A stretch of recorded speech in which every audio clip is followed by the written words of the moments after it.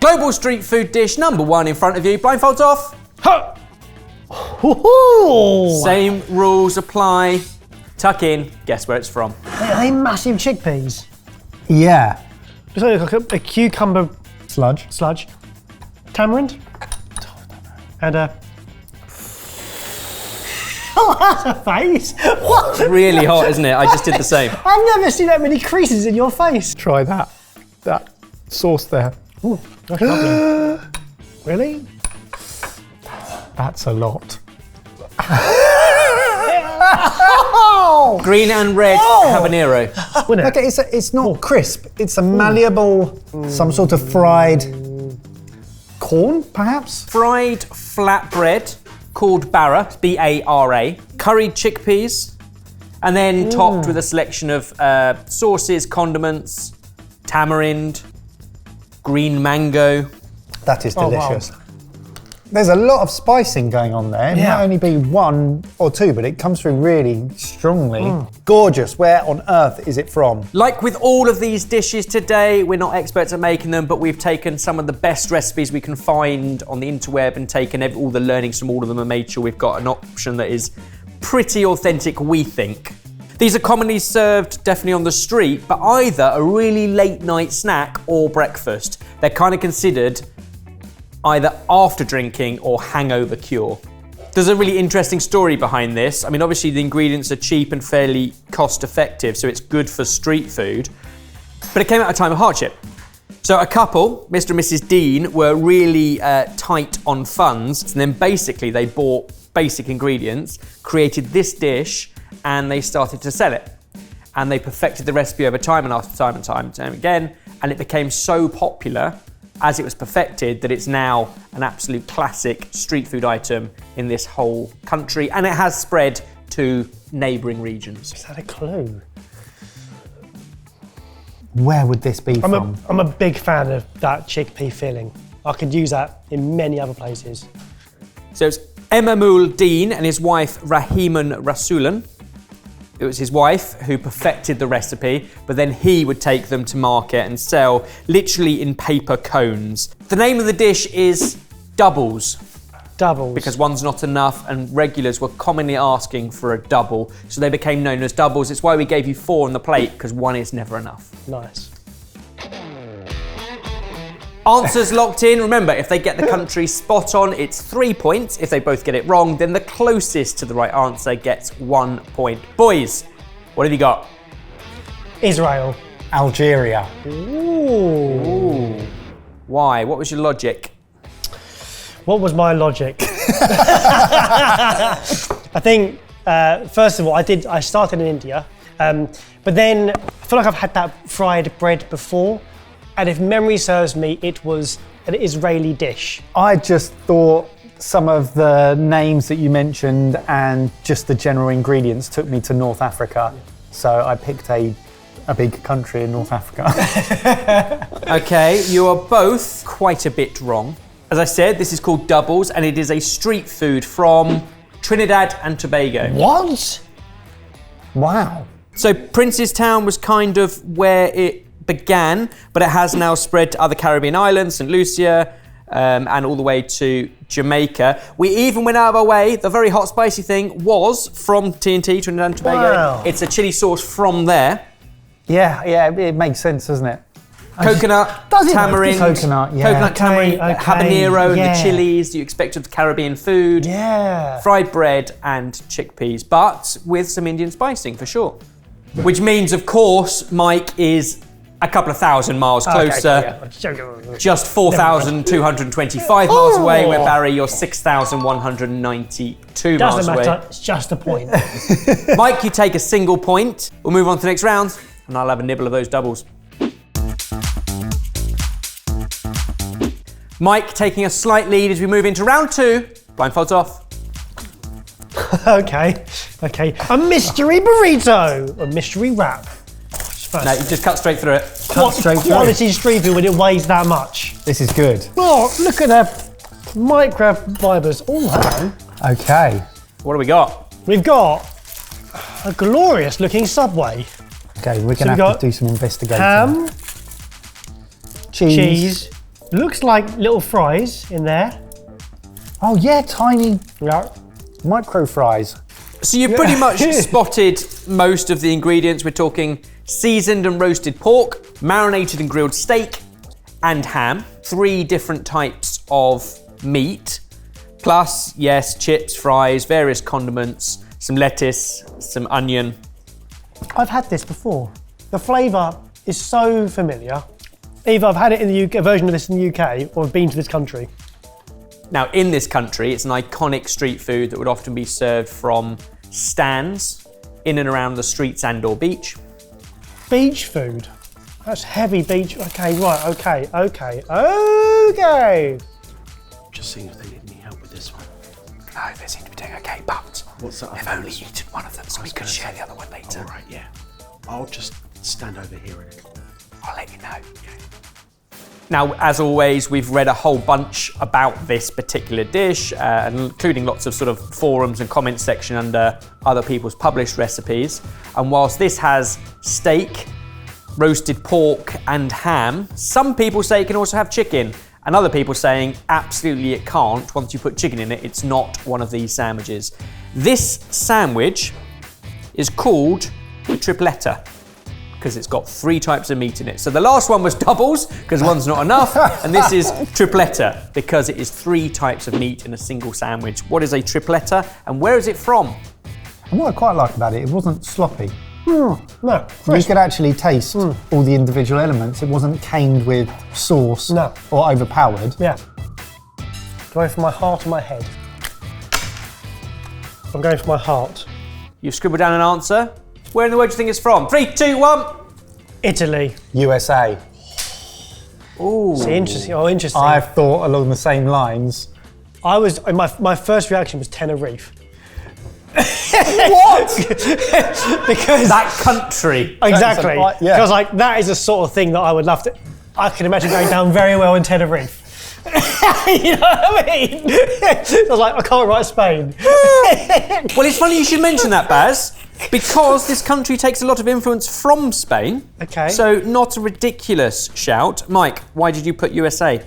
So it reminded me of the muffaletta that we've had in New Orleans. Well done. Yeah. Of And a course, lot of great the shout. types of sandwiches that have that Italian influence. You have the immigration from Italy over to the US, and then sort of the evolution of those types of meats, foods that are then put into sandwiches, etc. Okay, well, I can reveal we are talking iconic street food from the beach stands of Puerto Rico. We've been there.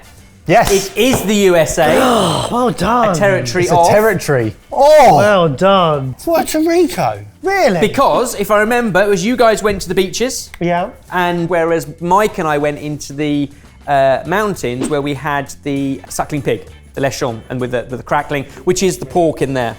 Well done. Well done. So I'm yeah, a gutted. beautiful, beautiful country, and it takes its influences, yes, from Spain. It's also very much American influence. It's in America, but also parts of Western Africa. Mike, spot on, takes 3 points. Baz, you were 5,355 All right. miles All away. right.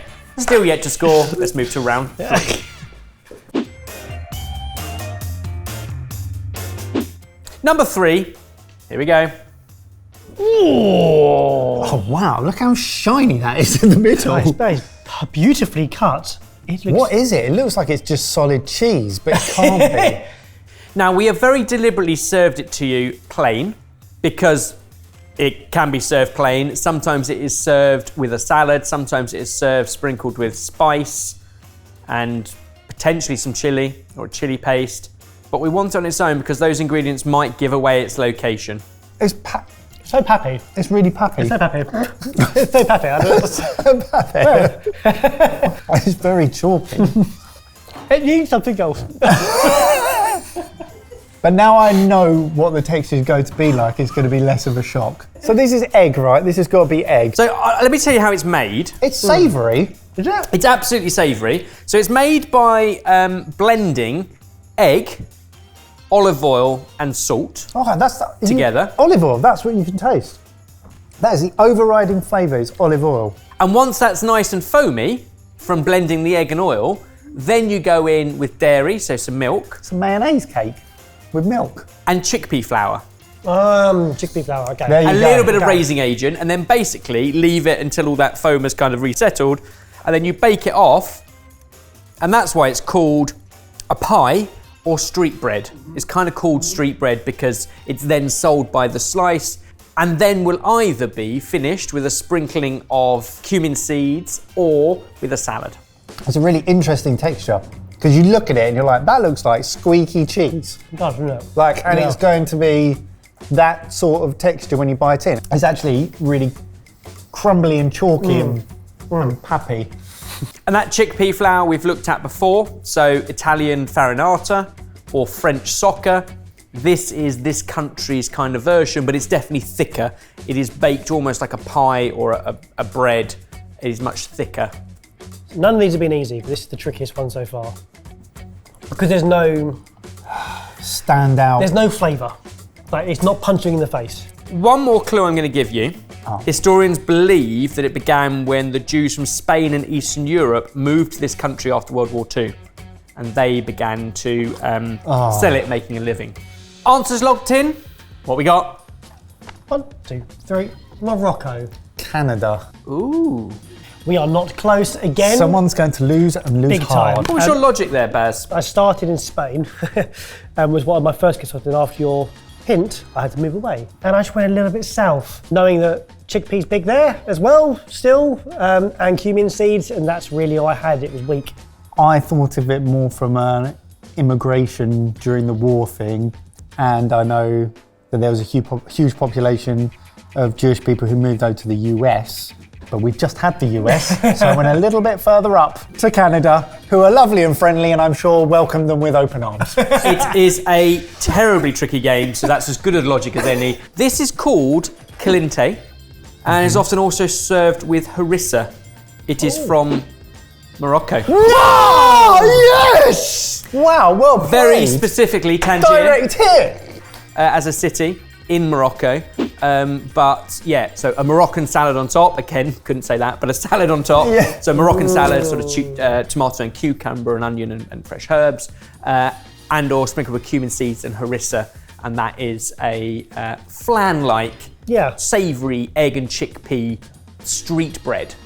It's why this game is so great, because it's so ridiculous. Yeah. It's all luck. I should have thought It's more. not luck. You had a good logic Yeah, of that's moving great. from Spain to a country that has a lot of chickpeas in its diet. Makes a lot of sense. And with that, you take 3 points, Barry. So Mike is now leading by a single point Oh, you're as back we in go it, into mate. the final round. Yes! Last one. Blindfolds off. Good luck, sir. Oh, Goodness, that looks amazing. A mountain of these. Please don't eat them all because they're delicious and I want another one. okay. I'm Toasted seeing coconut. walnuts. Well, I'm smelling coconut straight away as well. Oh, wow. Coconut and walnut. That is stodge. Delicious stodge. I mean, you're definitely right with coconut. You've spotted the That is wonderful. walnuts in it. So heavy on nuts. It's also got date syrup, honey, clarified butter, sugar, You filthy animal. and flour. And then it's all baked together. So it's cooked over the stove initially and then baked as well. So it's kind of twice cooked. It's all the good things in life, isn't it? It's a coconut brownie. It's like a gooey brownie, but it's coconut and all that stuff. Yeah. It's amazing. It's all the good stuff and the bad stuff making something great. Yeah, actually a brownie is probably a better description to what I was going to say, which is almost like a cooked fudge. It's almost, but actually fudge doesn't have flour in it, whereas brownie does. It's a fudgy brownie consistency, but actually a brownie is a lovely way of describing it. Oh, it's- Heavy on walnut and coconut. That is banging. It's not overly. It is very sweet, but it's not too sweet. It's not brownie sweet. It's not sugar sweet. That's a- weird. It's there's a- honey there's a- and date sweet, yeah. which is really Fruit nice. It's sweet a natural rather sweet. than just sort of sugar sweet. Is that gone? Yeah, I nicked it. It was awesome. Can include other varieties, can include other nuts, and maybe the addition of some spices. I think this one has a little bit of cardamom in it as well. And you can see from the coconut it's been toasted, and by that I mean it's put on before it's baked so that even the coconut sort of bakes and toasts in the oven. The kind of thing that will be made in large trays and then sold by street vendors at street markets. It's actually quite rare that people make this at home, apparently. It's one of those things that's so readily available in the streets that that's where you have it. It's quite flapjacky. If you think about the ingredients we put into flapjack, honey, syrup and butter, it's those 3 ingredients, but instead of oats, it's flour and nuts. If you're struggling, I can give you one more directional clue based on language. Please. Okay. So these are called dahin. D-A-H-E-E-N. Literally translates to oily and stems from kind of the clarified butter that's used in the dish. You've both logged in an answer, and Mike, you've just face-palmed. From my California walnuts, I remember the US is a large producer, Iran, Lock it in. and Turkey. And I reckon this might be Turkish because of the honey and the dates. Well, what have you written down? 3, 2, 1. India! United Arab Emirates. Couldn't get it out of my UAE, mouth. just say UAE. The What have you UAE. got, Baz? The UAE. So yeah, logic-wise, I went for this on the same thing that Mike said. In this part of the world on the same latitude, and I couldn't work it out, so I kind of went for a big area. Super interesting and a good logic, Mike, because yes, we learned about Californian walnuts. We also learned that the walnuts started in sort of Persia. Also, was the OG origins of it. This is dahin. What I didn't tell you is it comes from the Arabic language. So we are talking Iraq. Oh. Interestingly, and as a well. quick zoom on the map, I think that is pretty much the same latitude as California walnuts, a distance to the equator. I think brownie is one of the best descriptions without the chocolate, but instead with nuts and date and honey. It's very, very fudgy, absolutely delicious. I got carried away on the ghee, or clarified butter, coconut. Yeah. And then the texture reminded me of burfi. And It's not far from that didn't either. want to say it out loud, which Good has shout. made me think of India, and then I couldn't get it It's in my not head. far from there either. It does mean that Barry is closer with 916 miles compared to Mike's 2,328 miles. Compared to how far I So was we're earlier. 4-4. Barry takes a point, which means it's 4 points each. So he's going to Do some maths! So I did some extra maths. Barry, Yes. round 1, you were over 6,000 miles wrong. Round 2, you're over 5,000 Not miles great. wrong. Okay. You got round 3 correct. Round 4, about 900 miles wrong. Total wrong, 12,463 miles. Okay. Great distance. Mike, the first one you were wrong by over 4,000 miles. The second one you got spot on. The third one was almost 5,000 miles wrong. And the last one, 2,300 miles wrong, means your total is 11,308. That was which means close. you take a win, but like that, only by but it's that 1,000 close. miles I like that. after all of those global Well done. street foods. Guys, over to you in the Wow. comments. Have you tried any of those 4 dishes? And keep commenting down below which other global street food from which countries should we be putting in front of our normals. More yummy dishes.